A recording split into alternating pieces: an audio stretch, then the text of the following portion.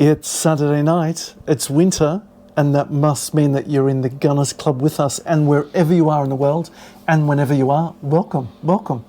Good to see you again. The Gunners Club, what better place to hang out on a Saturday night? We have booze aplenty. Yeah, I understand that the ladies have been making mulled wine. Yes. Yeah. How good's that? How festive is that? And that's one thing we can do in the Southern Hemisphere. We can make pretend that Father Christmas came. And in fact, this week I went to that chicken shop with 3 letters, and on the packets they had Christmas in July with the chicken. You're kidding. No, I kid you not. I wonder if the chickens think it's Christmas. I'm sure they do. Mulled wine. Mulled wine, and onto other things as well. Now, I've always been a man who's hit the books, but I see, and I want you to join us and go back a couple of videos and see our exploration of stouts. Oh. Because we think we found the perfect stout, and Suze has been hitting the books rather hard. And look, here's a concrete proof. Oh. And we found a place where we can get it even cheaper. And cheaper is always better. Yeah, than from the brewery itself. How good's that? I mean, that just makes no sense. Yeah. Yeah. We were talking about James Bond and about Mission Impossible films. Now, I haven't told you, but I did my research today, and I went to the cinema and I checked out the latest Mission Impossible movie. Okay. I loved it. Look, What's that got to do with James Bond? It doesn't only that it's better. To be a superlative, it has to be better than something else. Oh, right. I loved it. I mean, to be able to buy a ticket for $13 and be able to see a $400 million movie, I think is crazy in itself. And I really had a great time. Hang on. Isn't that why they invented streaming? Well, let's move on to something else. Another video we did recently, and you might think that we just didn't have proper lighting, but actually it was intentional when we went to Chinatown. We wanted to evoke the Hammer horror films from England going back about 70 years, and that's really why we had that sort of gothic noir look to it. And I thought it was simply because we forgot to bring the lighting. Oh, sorry, I gave it away. That night was a bit of a surprise for you. But I hope we do more expeditions, because we actually had a lot of fun. And next time we promise the lighting would be better. But one thing I really enjoyed at that speakeasy we went to, yes, with the whiskey, was the cuts of ice that they used for the glasses. Oh my God. Yeah. They were like half a brick. Half a brick, exactly. You can make an igloo out of it. So I wanted to share something with you. These are some tricks that I use for making ice. Now have a look at it. It's got a hole at the top, so you can imagine you just run it under the water. It fills, you put it in the freezer, and away you go. Here's another one that's more like a caterpillar, sort of. I'm not going to say human caterpillar attempt of it. So effectively you run it under the tap and you've got 4 of them. I think they made a movie similar to that, I'm called sure they Centipede I'm or something. sure they did. Ice is really easy to work with if you're prepared to spend only a very few dollars. Now, I ordered this last night from a big American company, you know who it is, for less than $30 Australian. And the next not business day, it came today on the weekend, here is an ice maker. Now for me... Oh, a shaver. It's a shaver. You've got the ice maker there. Anything which is manual, right, anything which is analog is betterer. Betterer. And this is as easy as simply turning the handle and it will shave, so there's no motor to go bust in it. And I think the ice that it produces, it's sort of like winter fairyland. It's pretty easy and it does the job. And that's what you want. So it's fantastic for making cocktails and things like that. But the idea of analog, in the movie that I went to see, I'm not going to give away too much, but there was essentially an artificial intelligence called the Entity that could infiltrate all computer systems. Aha. So the government tried to shield itself by using the old-fashioned tube cathode ray TVs. Yeah. You remember throwing probably 5 or 6 of those out in the tip in your time? Because yes. Unfortunately, I have. And they had a whole team of stenographers, you might not even remember the word, but people who used to actually type on typewriters because they wanted to make sure... On what, sorry? Yeah, I know. Yeah. They wanted to make sure that all knowledge that was there for humankind was kept for posterity. So kind of fun and kind of a tie-in. But what I'm trying to tell you is that a lot of these theatrics and you think expensive props and stuff from bars, you can do at home very cheap. I mean, this sort of stuff is a couple of cents. This machine was less than $30, hand-driven, so it's hopefully going to last a long time. But I thought it'd be fun, and you're helping yourself there to a vape, I think, I am. whilst we're having a chat. I know, I'm a disgrace. Really, what we should be having is cigars. That would be lovely. But tonight what we're going to do is just quickly a mule. Now, I'll tell you what a mule is. It's pretty simple. The original mule, yes, it was called the Moscow Mule. Yes, it was American from Manhattan. It wasn't from Russia. This got anything to do with donkeys? It does. Because It'll kick like a mule. It'll kick like a donkey. So we're not making a porn movie? Oh, I don't think we've got the time. So the one we're going to do today, instead of using vodka, which is what you call the Moscow Mule, we're simply going to use Maker's Mark. Now, Maker's Mark actually shows you how to do this as well on their internet site. I want to have a quick talk about Maker's Mark and the reason why I have it in my bar. And this is your Seuss. Yes. So you have it in your bar as well. Number one is they love the flavour profile that they produce, and they say that's the reason why their alcohol is 45%. But is that just hot air? Because if they love the flavour profile so much, and that's why the alcohol percent is 45, why is it 40%? In Australia. Australian tax, that's why. Yeah, so maybe the flavour is not as important as the economic reality. Yeah, exactly. I like the taste of it.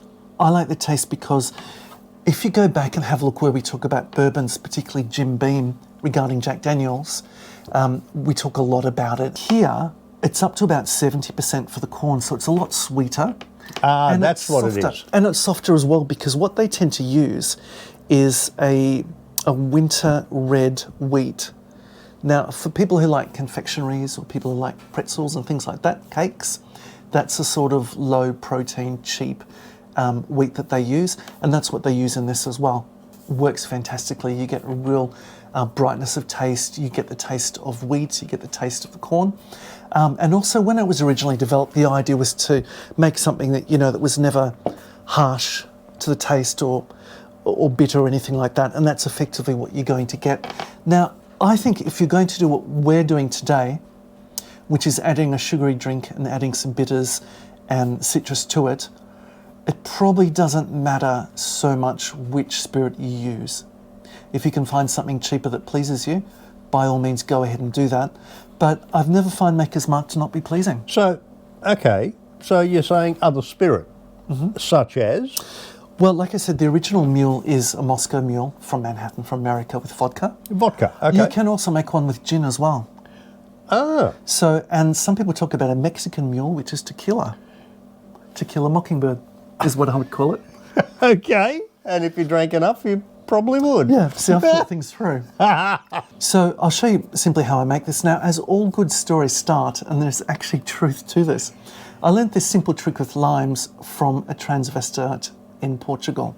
I'm sorry? Or more to the point, it wasn't a transvestite, it was a team of transvestites in Portugal. A team of transvestites? It was. Okay. Now, you don't need to have a press to squeeze citrus.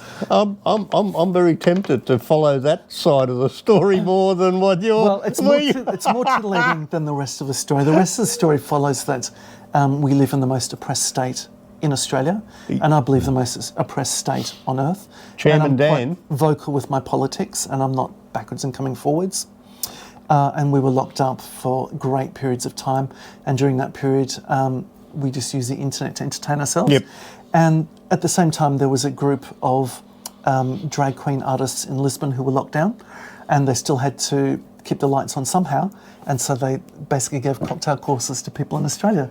What a good idea It was a lot of fun. It was a lot of fun. Now, it started with the citruses, where effectively what you need to do is try to keep it out of the fridge if you can. You want it to be soft, you want it to be ripe, and then you want to roll it against something hard. Now, I'm not really going to be full of mini puns more than this today, but effectively you rub it on the body of someone special to you, hopefully somebody who doesn't have to shave on that part of their body.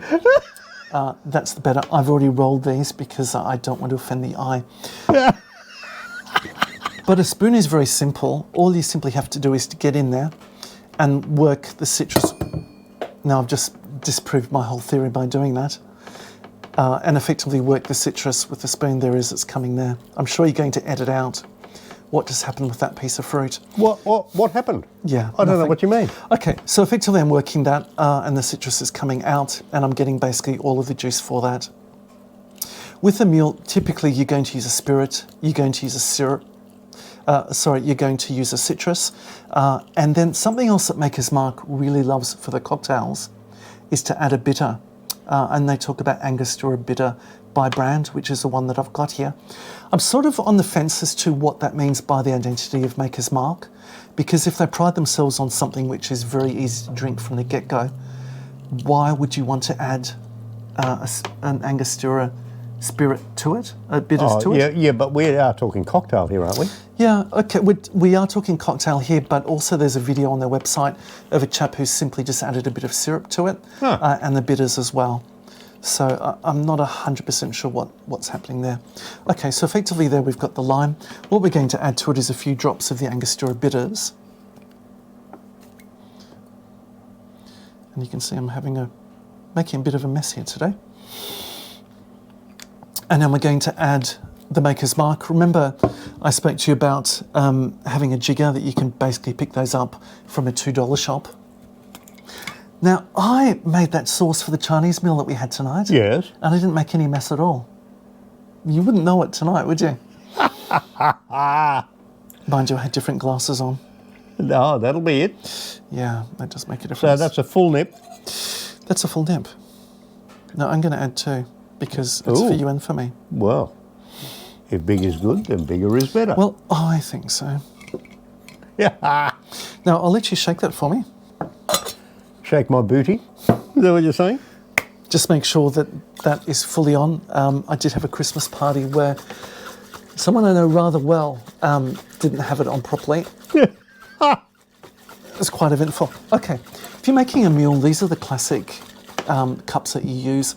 They're always made of copper. The reason for that is it'll take on the coldness or the heat of whatever it is that you're doing. So if you did a mulled wine and it was hot, for example, we'd want it to retain the heat. Here we've got ice and we want it to basically take that coldness on straight away. So that's what we're going to do. And what you can do is pour that into both cups. And then also with the mule cups, you'll find that the handle is separate as well. I love copper. I love the look of copper. I think copper is really something that's completely special. It's sort of that 1/3, 1/3, 1/3 rule where they say that 1/3 of all copper is still in the ground that ever was made. Yep. 1/3 is in the scrapyard and 1/3 is in use. So it's becoming rarer and rarer, but I mean, it's about 12. Yeah, but the 1/3 in the scrapyard gets reused anyway. Hopefully, if it gets found to be reused, hopefully eventually. But copper's really not as rare or expensive as what people let on. It's about $12.50 a kilo in Australia. Add some of the ice to that. How much of that do we need? As much as you like. In fact, I would be quite generous with that. Oh. And that's really where this machine comes in. It's like a snow cone maker. Same for you, sir? Please. You know, I've toyed with the idea of getting a slushy machine. I mean, I don't think you need to because this is basically it with a bit of syrup. I knew a lady who grew up in Montreal and she said that when she was a kid, they would just simply tap the trees, the maple trees, and they'd let that bleed out and they'd let it bleed out into the snow and they'd eat that and there was nothing more delicious on this earth. Yeah. So can you imagine? You can be an awful lot more generous with the ice on it. But effectively, what we have here, and we're going to add to it the ginger beer. Ah, and then so what we more. have there is the mule. Yeah, it's the ginger beer that gives it the name the mule because the ginger kicks like a mule. And that means that it doesn't have to be just a ginger beer. It could also be a ginger concentrate. And in Australia at the supermarkets, you can buy the syrups of Budrum ginger. That stuff is just absolutely beautiful. Okay. Or you could also make it with the citrus as well. And by rights, it would still be called a mule. I just had a thought. Green ginger wine. If you want to, you can go back and have a look where we talk about the cinnamon schnapps to determine which one is the best. And we were quite decided on that. Yes. But you brought out the old ginger wine. To your health. Should be more of it. I'm about to have a happy ending. Yeah, easy to make if you can keep your hands on the citrus while squeezing it. It costs you almost nothing to set yourself up. I really would recommend getting an ice crusher. Get something which is manual because you know it's going to last for years. This is pretty damn good. How simple was that? Bit of lime, bourbon for all intents and purposes, ginger beer, a bit of ice, And a bit of some bitters. bitters. Simple, easy peasy. Yeah, preparation time is supposed to be about 3 minutes. If you've got the stuff already there, it's basically nothing. Now, I have tried this week, I've done the research for you. I actually bought a pouch of the pre-squeezed lime juice. Because I thought, well, I may not be able to get limes, so we'll just see how we go. Don't even think about it. Unless you're living in Alaska and you truly can't get limes, I'm sure even in Alaska you can get fresh limes. Just some Really not the same? No, it's not the same whatsoever at all. You want fresh all the time. I really like this, actually. Please, sir, can I have some more? Let's not stop. That's pretty damn good. We'll make a cocktail maker out of you yet. I hope so. I'm just going to go a bit easier on the limes. I quite enjoyed this. That was quite nice. And I like the outcome even better. I think so too. So, let's see you again in the next video. You guys know what to do. Do we really have to tell you? Just like, subscribe, let us know down below, Yeah. and we'll keep doing them. Not to mention drinking them. See ya. I